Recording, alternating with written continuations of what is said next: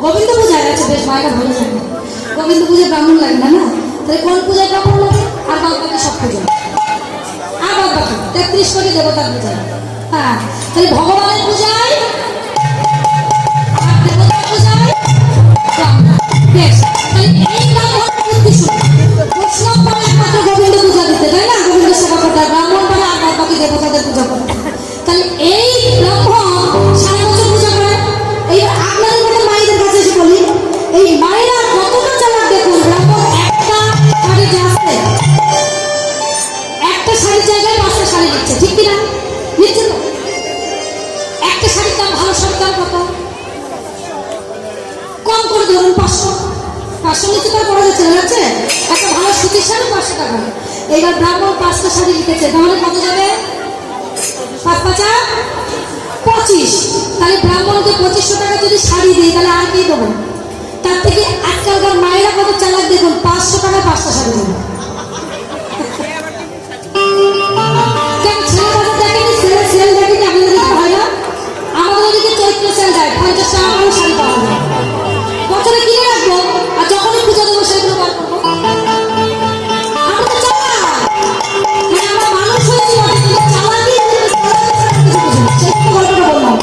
আছে ছেলে বাজার থেকে কিনে রাখবো বছরের শেষে গিয়ে সেল থেকে কিনে রাখবো চৈত্র সেল বৈশাখ সেল দেয় না কিনে রেখে বছরের 5 মধ্যে রেখে দেবো আর ব্রাহ্মণ আসলে 5টা শাড়ি দিয়ে দিলাম এইবার ব্রাহ্মণের স্ত্রী পড়ুক না পড়ুক দাদা আমাদের কি সে এবার থেকে ওপর দেখা যাক দাদা আমাদের কি 5টা শাড়ি চেয়েছে দিয়ে দিল এইবার ব্রাহ্মণের 5টা শাড়ি দিয়ে যে ব্রাহ্মণ 5টা শাড়ি বানিয়ে নিয়ে এসেছেন এইবার ব্রাহ্মণের দিন বলছে মায়ের আসলে গল্প না এই এত গল্প কি গল্প এই জন্য এইবার ব্রাহ্মণ বলছে আছে ব্রাহ্মণ বলছে কি ওকে নিয়ে গিয়ে এনেছি আর তুমি তো আনো 5টা শাড়ি আনো কি দরকার আনা শাড়ি তো আমি পরতে পারি না তা বলবো কি তোমার মরণ হয় না তুই নড়তে পারো যে শাড়ি পরলে পারে ওপারে সব দেখা যায় সে শাড়ি পরে আমি না যেতে পারি বাজারে না যেতে পারি ঘাটে আসতে আমি না যেতে পারি কোথাও সে শাড়ি পরার থেকে না পরা ভালো তা সেই রকম মিনসে বেঁচে থাকার থেকে মরণ ভালো তোমার মরণ হয় না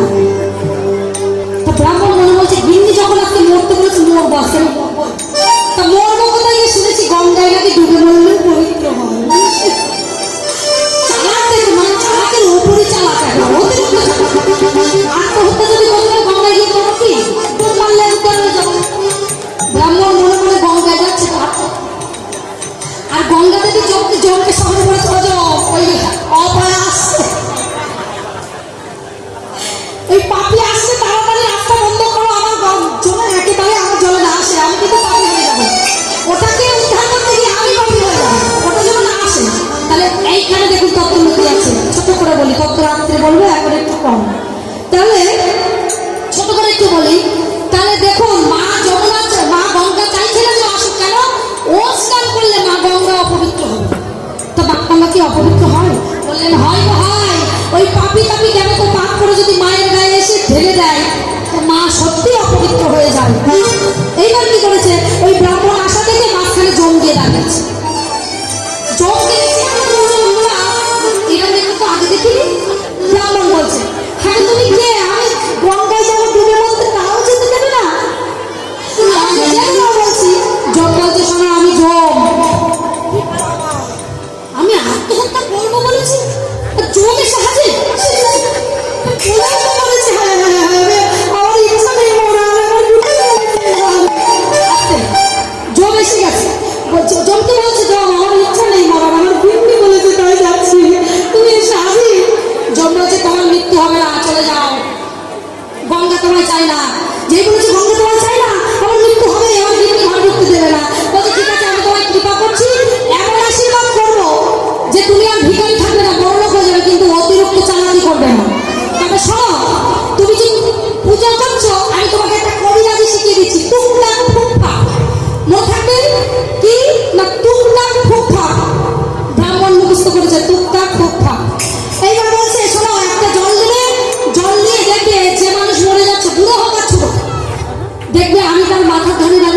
মনে করবে সে মরবে না, তুমি একটা জলে টুকটাক দিয়ে খাইয়ে দেবে, সে বেঁচে যাবে।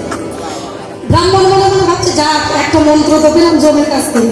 এবার গেছে গিন্নি তোর আর না খেয়ে থাকতে হবে না। গিন্নি বলছে কেন? বলছে আমি মন্ত্র শিখে এসেছি টুকটাক ফুটফাট। এইবার যে মারা যাচ্ছে গ্রামগঞ্জে খুঁজে বেড়াচ্ছে কে মারা যাচ্ছে কে মারা যাচ্ছে, সেইখানে যাবো। এবার দেখে এক বুড়ো মারা যাচ্ছে, বলছে বাবা আমার গলে জল দিয়ে আমার আর হবে না। এইবার বুড়ো আমার মরার সময় আমার রসগোল্লা খাওয়ার শখ হয়েছে, বাবা আমার একটু রসগোল্লা দিয়ে কেটে কেটে আস্তে আস্তে বেশি দিস, আমি খেতে পারবো না, আমার গলায় বেঁধে মরে যাবো, মানে মরার হয়ে গেছে তাও বলে আমি গলায় বেঁধে মরে যাবো। এবার ছেলে বলছে বাবা তুমি মরবে না বাবা আমি দেখছি। এবার ব্রাহ্মণ লোকেও দেখে কি জল মাথা ধরে দাঁড়িয়েছে, জল বলেছিল আমি মাথা ধরে দাঁড়ালে সে মরবে না, আমি পায়ে ধরে দাঁড়ালে মরবে। ব্রাহ্মণ দেখছে মাথা ধরে দাঁড়িয়ে আছে তার মরবে না। এইবার ব্রাহ্মণ বলছে আমি তোমার বাবাকে বাঁচিয়ে দেবো, কত টাকা দেবে? বলছে তুমি আমার বাবাকে বাঁচিয়ে দিলে যা চাইবে তাই দেবো।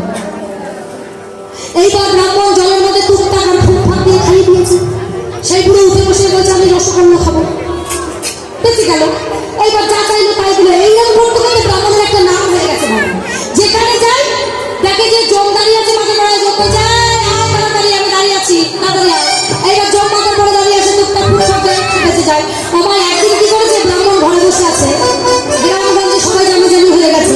একজন ছুটতে ছুটতে এসেছে, ব্রাহ্মণ ঠাকুর শিখতে চল আমার বাবা মারা যাচ্ছে।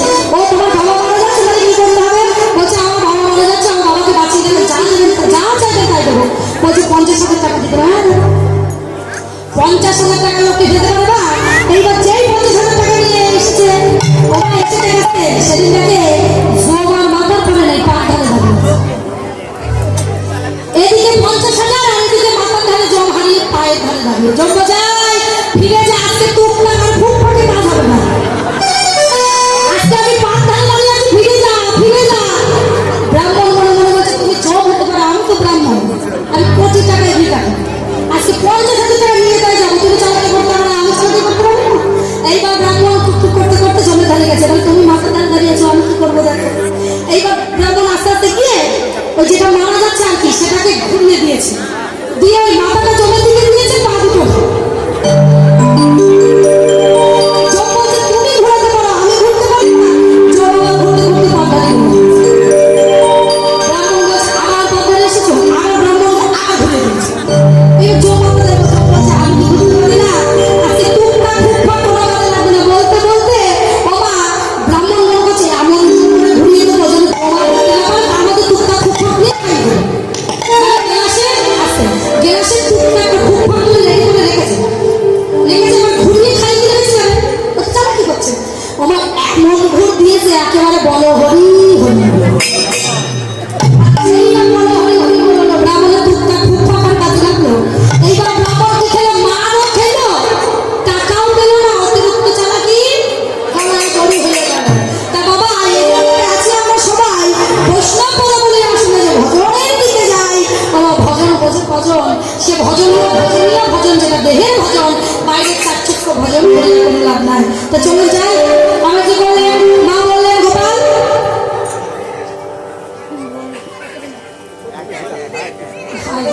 আচ্ছা সময় শেষ হয়ে গেছে, গোপালকে সাজিয়ে দিচ্ছে। মা বলছে শোন বলে রাগ করিস না, আমি সুন্দর করে সাজিয়ে দিই, তুই ঘটে নিয়ে যা।